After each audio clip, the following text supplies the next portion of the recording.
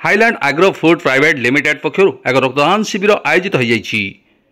कारगिल विजय दिवस उपलक्षे एवं सांप्रतिक स्थिति में बालेश्वर जिलार रक्त भंडार में रक्तर अभाव को परिलक्षित करी शनिवार दिन Highland Agro Food private limited पक्षर खंतापड़ा स्थित कंपनी परिसर में एक रक्तदान शिविर आयोजन करा।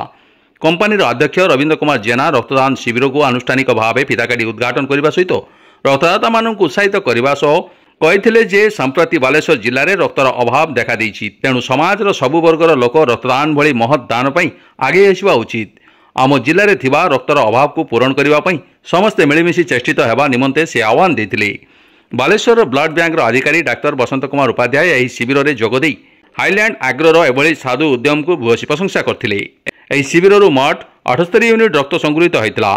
कंपनी वरिष्ठ अधिकारी सुशांत कुमार राउत, जयदेव नायर, यज्ञदत्त त्रिपाठी, सुभाष चंद्र गिरी, जगन्नाथ नायक, स्नेहलता प्रधान, श्रुतिकृष्ण दास, रश्मिरंजन महांती, बलराम जेना, विशाल दास, अमीय जेना, अशोक महांती, प्रशांत जेना, श्रुतिरेखा नायक एवं सीताकांत पांडुआ प्रमुख परिचालना करथिले।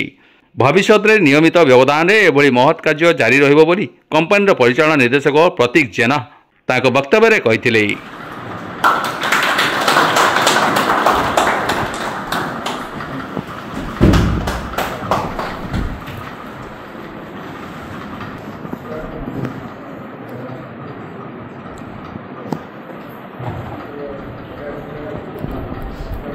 नहीं आस हाँ नहीं डाकी देंगे। बहुत बढ़िया।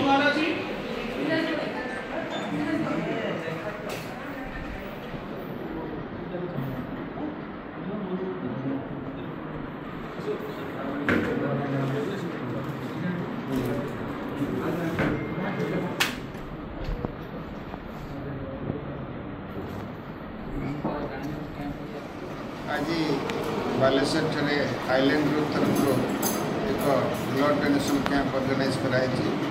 प्रथम धन्यवाद देवी बालेश्वर ब्लड बैंक डॉक्टर साहब और समस्त स्टाफ को सी आम सहित मिसी ये ब्लड डोनेशन कैंप सफल करने समस्त स्टाफ कर सहित हाईलैंड ग्रुप समस्त कलिग्स मान धन्यवाद देवी जे से आगे आसी एक बहुत कम सामिल करने। आम समस्ते जानूँ आम जिले में बालेश्वर ब्लड घोर अभाव रही, तेणु समाज सब वर्ग लोक आगे आसवा दरकार। ब्लड डेफिसिट जोटा रही डेफिसिट रही मेकअप करने रक्तदान एक महत्दान। आसता मैंने समस्त मिलमिशिकी आम जिले जो रक्तर आवश्यकता रही पूरण कर बड़ा पदक्षेप। नमस्कार। आज आमर हाईलैंड एग्रो तरफ गोटे ब्लड डोनेशन कैंप ऑर्गेनाइज होती आमे भी यहाँ चाहबू माने आगो को भी कंटिन्यू करने आमर मु धन्यवाद दूसरी आमर चेयरमैन सर को जी कि कमटी करने एत महत्वपूर्ण काम करने आमको बहुत प्रोत्साहन कर अवदान बहुत अच्छे। Blood donation camp in Highland group, this is a great pleasure and to donate the blood for the saving of the life. Many volunteers have already participated, so we are very much happy for that. Till now, we have already 55 people have already donated the blood, and we are expecting that about 150 donors will be donating the blood for saving the life. This for the human cause. We are very delighted and happy for all individuals, employees, and the volunteers, and to the organization and the management, the initiative whatever they have taken for the saving of the life of the society. Good morning everyone. So here we are to celebrate Kargil Vijay Divas. As I would like to thank our chairman sir R.K. Jena sir and our MD sir Pratik Jena sir for giving us an opportunity and for organizing such a wonderful initiative and an event which is specifically based on our for giving a tribute to our soldiers, that is Kargil Vijay Divas, one drop at a time. Thank you. Food private limited तरफ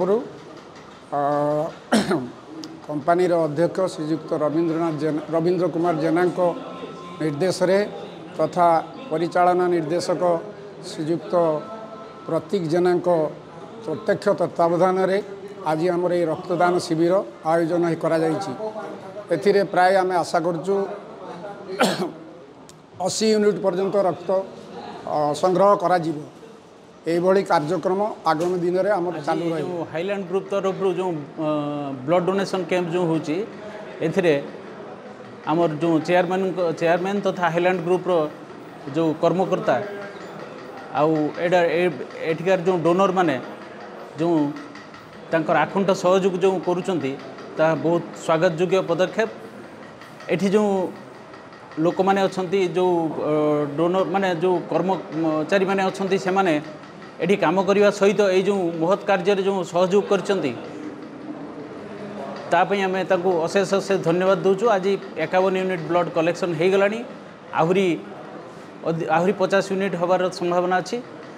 तेणु मु समस्त को अनुरोध करुच्ची से माने यही camp करंतु एवं आमर जो ये उत्कट अभाव जो बालेश्वर ब्लड बैंक रे जेतेबेले मेडिकल कॉलेज प्लस आमर डिस्ट्रिक्ट हेडक्वार्टर रे जो रिक्वायरमेंट अच्छी थैलासेमिया पेशेंट्स आमर जो रक्तहीनता रोगी ता सहित प्रसूति जनित जो ब्लड रो आवश्यकता रोची ताकू पूरण करिया पई एही भली माने आमर वॉलंटरी ब्लड डोनेशन कैंप रो रेगुलर इंटरवल बहुत आवश्यक अच्छी।